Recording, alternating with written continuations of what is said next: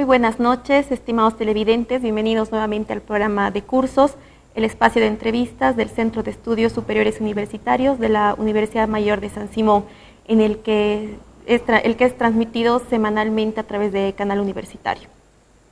Esta noche tengo el agrado de tener presente al magíster Luis Pablo Cuba Rojas, quien es economista de profesión, es máster en desarrollo en América Latina, es además docente en la carrera de Economía, igual de la Universidad Mayor de San Simón, es exdirector de la carrera también, y actualmente se desempeña como investigador asociado del Centro de Estudios de la Realidad Económica y Social, CERES. ¿Cómo está, licenciado? Muy buenas noches, gracias por estar presente. No, gracias a usted por la invitación. Bueno, en esta ocasión vamos a conversar respecto a la situación económica actual que estamos atravesando y sobre todo la perspectiva y los desafíos que tenemos como en la economía para una próxima gestión, ¿no? Es que ya durante varios años, bueno, se ha vivido un periodo de bonanza económica que nos ha permitido alcanzar ciertos objetivos. Sin embargo, ya es durante un tiempo una preocupación latente de que estamos atravesando un momento difícil para la economía, ¿no? Sin embargo, hay que entender que la economía es cíclica, entonces así como hay periodos de crecimiento, de aceleración, de auge, también hay periodos de desaceleración, estancamiento, recesión, ¿no? Y bueno, en realidad la idea es justamente que esos periodos de desaceleración, de recesión, no sean ni muy largos en el tiempo ni tampoco muy profundos. Y esto tiene que venir acompañado de ciertas políticas, ¿no?, que ayude a suavizar estas tendencias. Entonces la pregunta es esa, justamente estamos atravesando una crisis, se nos viene una crisis, ¿no? Y además sobre esto añadir que estamos atravesando un periodo de conflictos, de dudas sobre la situación política, social, económica, ¿no? Un cambio de gobierno, las nuevas elecciones, entonces nos deja con grandes preocupaciones, con expectaciones en muchos aspectos, y en uno de esos es justamente el aspecto económico. Entonces, poco analizar eso, ¿no? Vemos la necesidad de ver la situación económica actual y los desafíos para un futuro, y es eso que el licenciado Cuba nos va a hacer un planteamiento, ¿no? Para empezar, quería preguntarle, licenciado, ¿cómo ha sido el comportamiento del Producto Interno Bruto durante estos años? ¿Cuáles han sido los sectores que más han aportado? ¿Cuál ha sido el desempeño, digamos, de los sectores estratégicos, ¿no?, en este comportamiento del PIB? Bien, buenas noches, gracias por la invitación nuevamente.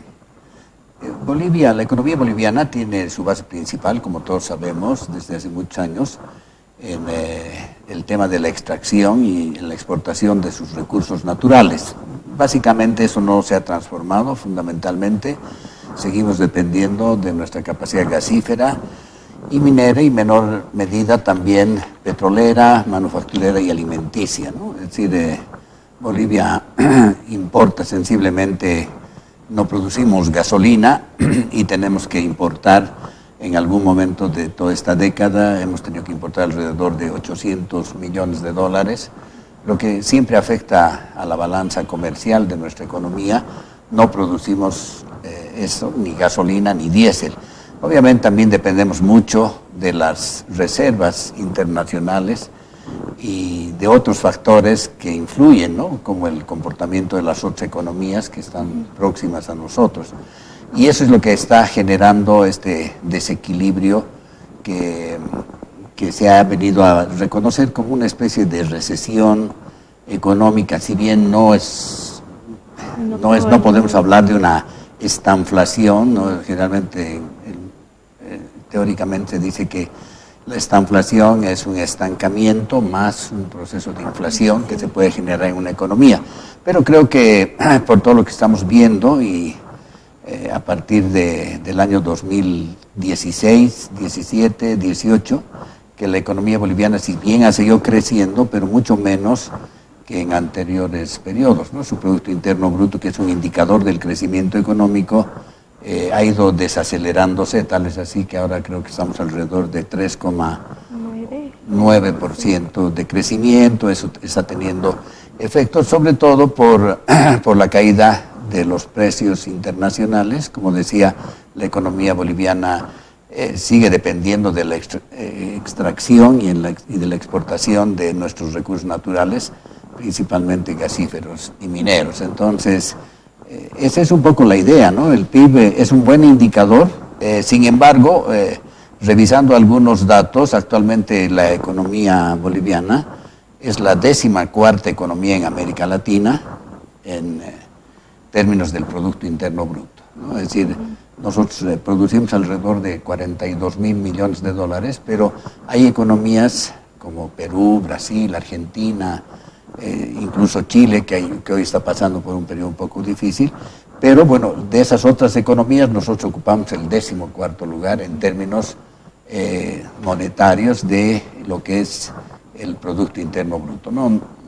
De alguna manera, si bien hemos crecido, pero el volumen en términos monetarios todavía no podemos hablar de que somos una de las primeras economías de América Latina, sobre todo por el volumen de producción.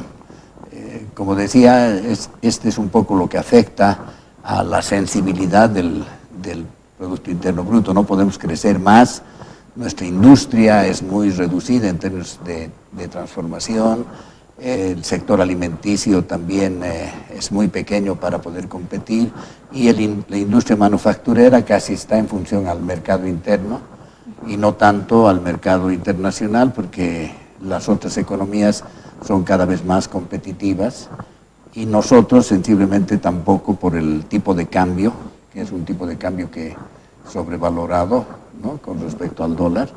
Entonces no tenemos esa capacidad de ser competitiva, ¿no? Es decir, nuestro modelo, el modelo económico que se ha diseñado en el país, es un modelo más de demanda interna. Eso. Y un poco retomando esto que mencionaba sobre la industrialización, ¿no? El modelo económico, bueno, en su nombre completo, ¿no? Modelo económico, social, comunitario, productivo, con el que hemos estado basándonos, se basa en que el Estado asume un rol principal, un rol redistributivo, y en eso se toma la idea de que se tiene que asumir, el Estado asume el rol de los excedentes económicos, correcto, ¿no?, de un sector que son los generadores de excedentes, para después redistribuir a un sector de, bueno, dice generación de ingresos y empleo, ¿no? Y en eso está lo que sería la industria, de diversificar la industria en general, y además, bueno, los problemas sociales, la redistribución para los problemas sociales. Entonces, retomando esta redistribución hacia la industria, ¿cómo ha llevado a cabo el modelo de industrialización de otros sectores?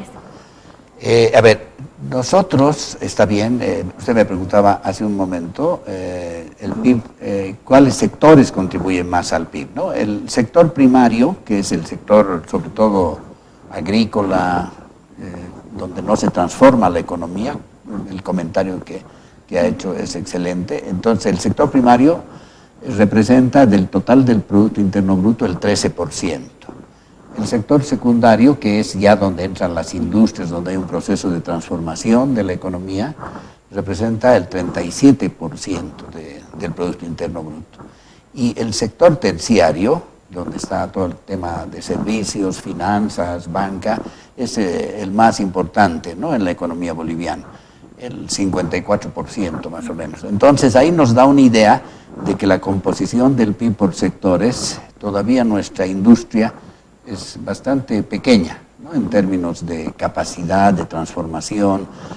Si bien hay que reconocer que el sector petrolero, las plantas hidroeléctricas, las termoeléctricas y algunas otras están desarrollándose, que podrían generar un cambio también en términos del proceso de industrialización, el desarrollo de la industria del litio, que podrían cambiar un poco la configuración, pero siempre basados sensiblemente en la economía boliviana en términos de explotación de recursos naturales no renovables, ¿no es cierto? Entonces, seguimos siendo una economía muy dependiente, muy frágil en términos del funcionamiento de la economía. En términos redistributivos, esta idea de la redistribución del ingreso, de acuerdo a los datos que se tienen, si miramos el IDH para el año 2018 más o menos, estamos alrededor del 0,15% 514, ¿no? El índice de desarrollo humano. Eso nos da una idea de que ha habido un proceso de redistribución de la riqueza. El coeficiente de Gini, que es otro indicador interesante, está un poco a un nivel medio, ¿no? Se mide de 0 a 1 y nosotros más o menos estamos alrededor de un 4.4%, ¿no? Estamos cerca a la mitad. Obviamente no, esto es interesante porque de alguna forma, aparte de la riqueza se ha ido redistribuyendo, pero habría que ver desde cuándo y cómo, ¿no? Cuando hablamos de políticas sociales, yo creo que la ley de participación popular ha sido muy importante para este proceso de redistribución. Y aunque en los últimos años la concentración de recursos ha sido muy fuerte por parte del gobierno anterior, sobre todo porque ha concentrado muchos recursos en el nivel central, en los sectores macroeconómicos, porque por ejemplo el sector hidroeléctrico es un tema interesante, pero no es muy redistribuidor, es decir, no genera beneficios para las regiones, a diferencia del tema petrolífero, gasífero, ¿no? Que por las leyes, las disposiciones legales ha permitido que se disponga de un impuesto, por ejemplo, directo a los hidrocarburos, ¿no? Eso no existe, un impuesto directo, por ejemplo, a la generación de electricidad en este momento. Pero hablando solamente del IDH, eso yo creo que ha permitido redistribuir riqueza, sobre todo a las gobernaciones, ¿no? Que es importante, tiene un papel interesante a nivel del territorio, a los municipios y a las universidades. Entonces, desde algún punto de vista, por ejemplo, en las universidades, el IDH es un recurso importantísimo para el desarrollo de la investigación. Entonces, creo que esto es un elemento clave en términos de redistribución de riqueza, ¿no? Ya otra vez, obviamente, podemos hablar de si los salarios o no son suficientes o se han incrementado lo suficiente en función al costo de vida. Es posible que lo que se ha hecho en el país se ha ido por el crecimiento del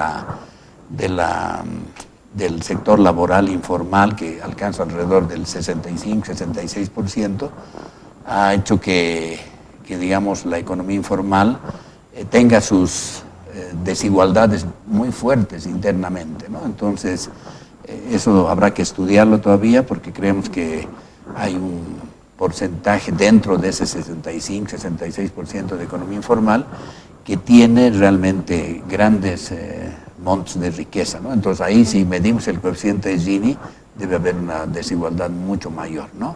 Obviamente el 34% de la población económicamente activa que está en el sector formal seguramente compensa ese coeficiente de Gini que decía medido a nivel nacional.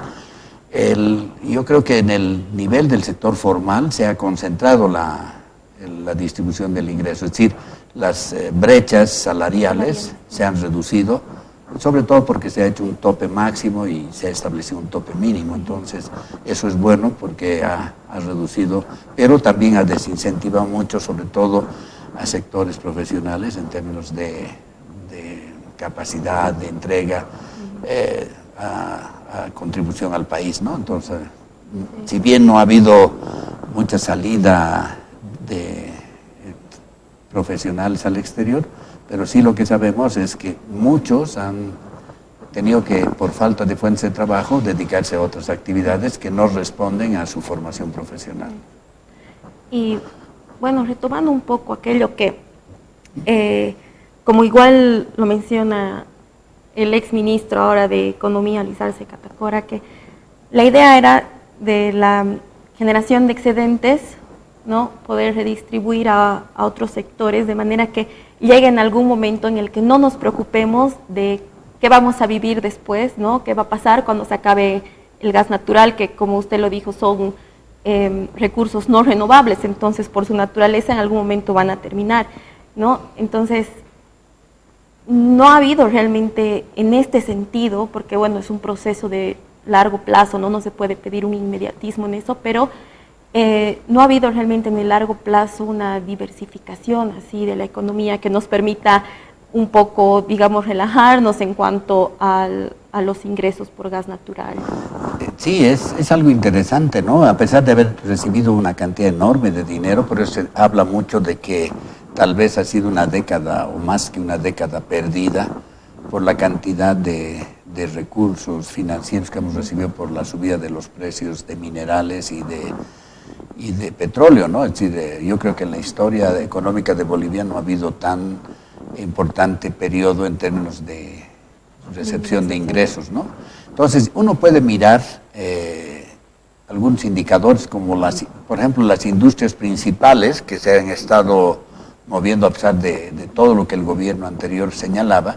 Hemos seguido básicamente en la extracción y licuefacción del gas natural, ¿no? Hemos llegado hasta ese nivel. Hemos logrado establecer importantes, sí, empresas de extracción y refinación del petróleo, que ya se venía haciendo desde la década de los 70 del siglo pasado. La minería y refinación de minerales todavía sigue siendo un fuerte interesante. Hay bastante refinación de minerales, pero como hay una variabilidad de precios, entonces eso también disminuye, ¿no? El tema de la electricidad, que es lo que el gobierno anterior también esperaba poder interconectarse con otras economías, fronterizas sobre todo.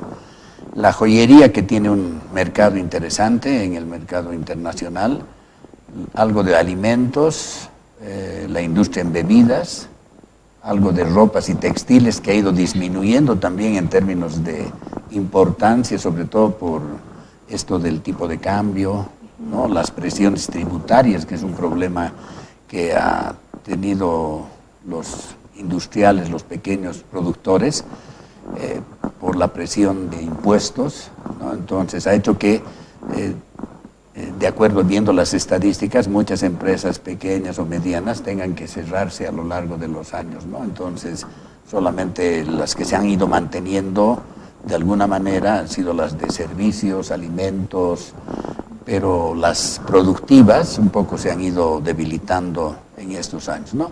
Y algo de artesanías, como industria de artesanías, pero una pequeña industria, ¿no? De escala menor. Entonces, yo creo que a pesar de la capacidad que hemos tenido, como decía, de recepción de recursos, nuestros mercados internacionales siguen siendo reducidos, ¿no? Brasil, por ejemplo, es uno de los destinos más importantes, sobre todo por el gas natural. Estados Unidos, de alguna manera, ha mantenido parte de, sobre todo, joyería, artesanías, un mercado interesante, ¿no? La Argentina, que es una economía también, es decir, un país que nos compra el gas natural. Habrá que ver, tenemos que renegociar también con Brasil la venta de gas natural, bueno, y así sucesivamente, ¿no? Los otros países en el mundo, en porcentajes mucho menores. Entonces, yo creo que ahí este tema de desaprovechar ese periodo tan interesante que hemos tenido, podríamos haber generado mayor riqueza, ¿no? Podríamos haber generado mayor riqueza, y eso hubiera sido interesante en términos de poder también generar una mayor redistribución y mejorar la capacidad industrial del país. Y bueno, en definitiva, convertirnos en un país más productivo, ¿no? Como es el nombre mismo del modelo económico. Y en este tiempo se habló mucho sobre un déficit, ¿no? En la balanza fiscal. ¿Cómo ve esta situación? ¿Cómo han sido un poco los gastos del gobierno? Si esto es sostenible en el tiempo. Bueno, el tema es lógico, ¿no? Mantener un modelo económico con las características que hemos estado tratando de describir, ¿no? Que de pronto, dependiente de los precios de exportaciones de materias primas, recursos naturales, como la tendencia ha sido bajar en el tiempo y el modelo económico es más de demanda interna, entonces tenía que sustentarse con la inversión pública. Entonces, para mantener ese ritmo de inversión pública había que generar un déficit fiscal, ¿no es cierto? Un proceso de endeudamiento en el país que se ha ido incrementando, ¿no? Porque como no hemos apostado mucho a la inversión extranjera directa, de datos aproximados de 100.000 millones de dólares que recibe América Latina, nosotros recibimos apenas en los últimos años, cada año midiendo el 1%, es decir, entre 1.000 millones a 2.000 millones o 1.500 millones de inversión extranjera directa, que es muy poco, ¿no?, para el desarrollo. Entonces el Estado ha tenido que hacer mucho más esfuerzo para poder mantener vigente el modelo económico, ¿no?, que eso es lo que ha sustentado. Por eso se ha hablado mucho del milagro económico, la economía blindada, etcétera, pero a un costo muy alto, ¿no?, que es este del déficit fiscal, que de alguna manera viene de la teoría keynesiana, ¿no?, que es un poco desarrollar una economía, no importa improductiva, pero que sea estable económicamente. Entonces ese es un poco los riesgos que ha generado el modelo económico, como es este del déficit fiscal, ¿no? Claro, y eso viene acompañado entonces también de un incremento en la deuda, ¿no? Claro, la deuda se ha ido incrementando. Los datos de deuda que se tienen en este momento es interesante, ¿no?, porque la deuda externa pública y la privada están alrededor, para el año 2019, alrededor de 10.000 millones de dólares, ¿no?, que ya es un monto bastante representativo, ¿no? Yo creo que, y el gasto público, que ha subido alrededor, por eso el déficit fiscal, de 17.350 millones de dólares, ¿no? Entonces, eso para el año 2017. Y nuestras reservas monetarias internacionales, claro, por efecto de esta situación de tener que mantener las empresas estatales un poco deficitarias o tratar de impulsar la industria hidroeléctrica y otro tipo de empresas del Estado, se han tenido que ir disminuyendo las reservas monetarias internacionales, ¿no? El año 2013 o 14 teníamos alrededor de 15.000 millones de dólares, el 2017 10.260 millones de dólares y actualmente estamos alrededor de 8.000 millones de dólares y tal vez un poco menos, pero eso nos da una idea de que hemos ido reduciendo nuestras reservas monetarias internacionales para mantener un modelo económico de demanda interna, ¿no?, que aparentaba ser muy exitoso, o que aparenta ser muy exitoso, pero con una fuerte presión sobre la capacidad, es decir, sobre el gasto del público, ¿no?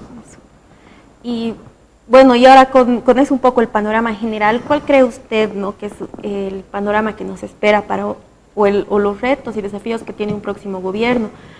Muchos están preocupados justamente de que si va a haber realmente una crisis inminente, de que si va a haber un proceso inflacionario elevado, de si va a haber variaciones en el tipo de cambios. Esas son muchas preguntas, ¿no?, que está en todas las personas probablemente. Entonces, no sé cuál es su perspectiva de esto, cuál es la perspectiva de los desafíos que tiene el nuevo gobierno, ¿no? Bueno, es un gobierno de transición, ¿no? Pero hacíamos una especie de rememoranza de los sectores económicos, salió publicado en el periódico Los Tiempos, y hacíamos un análisis por ministerios, ¿no? Entonces me parecía interesante ver que hay necesidad de hacer ajustes en el papel, el rol, las inversiones. Se ha gastado mucho dinero dentro de cada uno de los sectores económicos, pero a veces sin control, es decir, no había un control suficiente como para ver si no era un gasto improductivo, y además que de alguna manera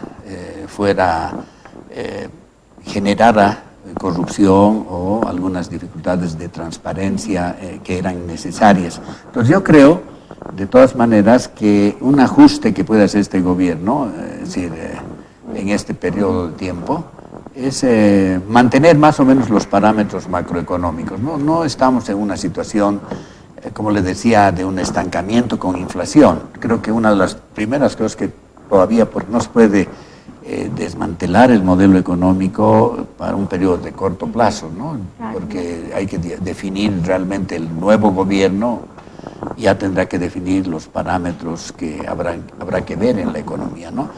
Como decía, somos una economía muy débil, pero creo que tenemos la capacidad suficiente como para todavía mantenernos bajo el esquema actual, ¿no? Haciendo, como decía, ajustes en los ministerios, sobre todo el de economía, en el sector minero, en el de hidrocarburífero, entonces de manera tal que esos ajustes que tienen que ser necesarios, no gastos muy altos, y cerrando tal vez algunas empresas estatales que son muy deficitarias. Entonces eso hace que se reduzca el déficit fiscal disminuye el gasto público. Entonces yo creo que esas medidas son las que el gobierno tiene que ver, ¿no? Empresas como BOA también, que era una empresa estatal, pero que generaba muchos gastos también adicionales y que de alguna manera tiene que ir racionalizando esos gastos de manera tal que no se vuelvan empresas estatales deficitarias, ¿no? Porque de ahí comienza todo el efecto negativo sobre el funcionamiento de la economía. Entonces yo veo la economía que haciendo esos ajustes y haciendo esa revisión de las partidas presupuestarias, de las inversiones que se han hecho, auditando algunos proyectos que se han desarrollado, yo creo que la economía en el próximo año, en los próximos 2 años, puede más o menos seguir funcionando, ¿no? Después habrá que hacer sí ajustes, pero eso ya tiene que ver un poco también con el estilo de gobierno que podamos tener, ¿no? No sabemos, tal vez es un gobierno que quiere atraer, un nuevo gobierno que quiere atraer más inversión extranjera directa o definir una política social, pero con mayor equilibrio, ¿no? Entonces habrá que ver y por el otro lado, también si uno quiere desarrollar su base productiva, tendrá que haber menos presión tributaria sobre los sectores productivos. Entonces yo creo que eso se puede hacer algo en este gobierno, en este periodo de gobierno de transición, pero más cambios creo que va a estar más preocupado el gobierno de mantener la economía como está y de tratar de llevar adelante el proceso electoral, ¿no? Que eso es la tarea principal, ¿no? Sí. Bueno, muchísimas gracias, licenciado. Siempre es un gusto compartir con usted. Y bueno, yo creo que los retos están claros. Aún se tiene que trabajar mucho en esto del déficit fiscal, en la diversificación de la economía, el dejar de depender tanto de los recursos naturales, pero bueno, siempre con las expectativas positivas, ¿no? Ante un futuro. Sí, bueno, muchísimas gracias a todos por asistirnos esta noche y bueno, hasta una próxima ocasión. Muy amable, gracias.